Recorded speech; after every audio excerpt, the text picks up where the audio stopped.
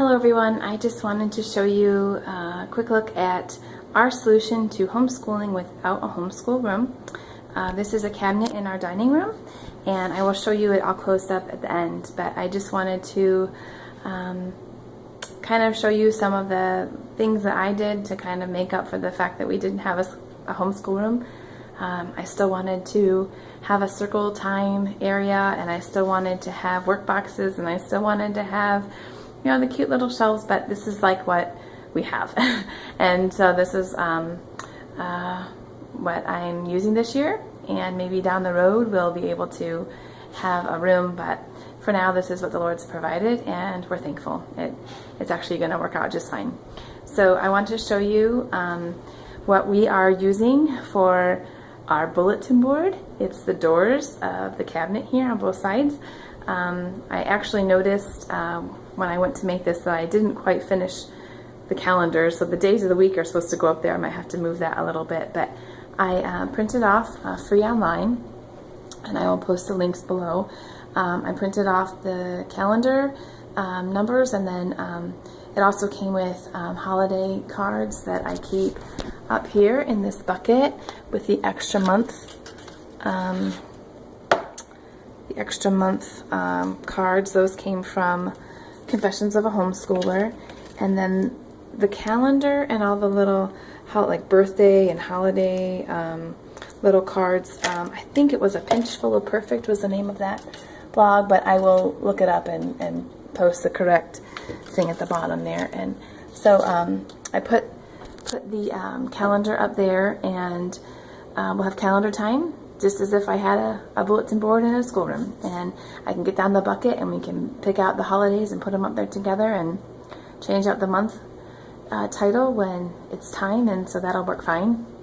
And down below that we are going to do the weather every day, and up in this bucket I have the little weather cards that go with it to put so my son can reach that and put the weather card up there for the day. And then in this section right here, and I really wanted to get it done, but I know that being July, that a lot of folks are trying to get their homeschool setup done, and I wanted to post this in case it would help someone, but so I didn't want to take time to finish. But down in here I'm actually going to put some sort of poster or handout that I'll probably have to create on my own to highlight a missionary a week that our church supports.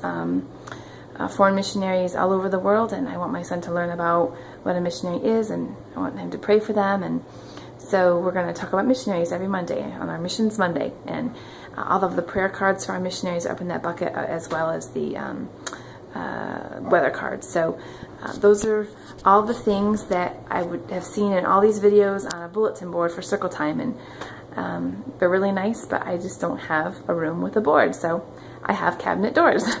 Over here on this side, something else I've seen a lot of people do is put like a schedule up for the day.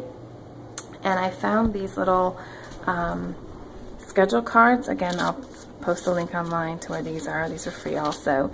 But they're just little schedule cards that I'm going to cut out and laminate. And with some Velcro tabs, I'll just put them here. And my son will have a little visual schedule for the day, which he's really picture graphic oriented, so that'll be good for him to see where we're going for the day, and he can take the card down when we're done with that subject and see progress and know that we're going to be done soon, so that'll be helpful too. So the doors really serve in place of a bulletin board or a circle time area or whatever you want to call it. And then one of the other things I see in the homeschool rooms that I really liked was work boxes, but I really couldn't put that in here. So what I did instead was this bin here just is all of our current stuff, all of our current manuals, teacher's editions, things like that. I'm only homeschooling a K-5 student this year, so I don't need a ton of stuff. But if you've watched my other video, in there are all of his workbooks. The pages are pulled out and then sorted by week what we'll need, so that kind of helped with some space savings there. I just pull out that binder and get his pages for the week. And then these right here are like our work boxes, my version anyway. I got those at the Dollar Tree. They're stacking trays, and in here are the things that we need for phonics and reading, math, and handwriting, and then the top bin is like graded work or my to-do bin. As you saw, that I have some things in there to cut and laminate, so that's just kind of my to-do bin.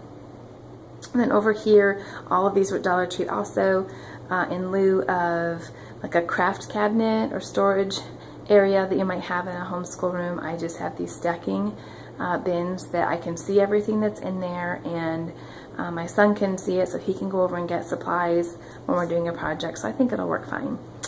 And down below is our backup storage, like extra things, extra school supplies, extra binders, and curriculum that we've already used, but I still want nearby that might be helpful for reference.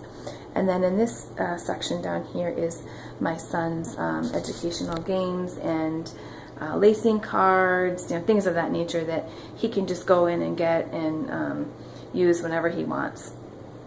And so that's just a real quick whirlwind tour of how I tried to address some of the things that I wanted in a homeschool room, but put them in a cabinet. So I hope it's a help to you.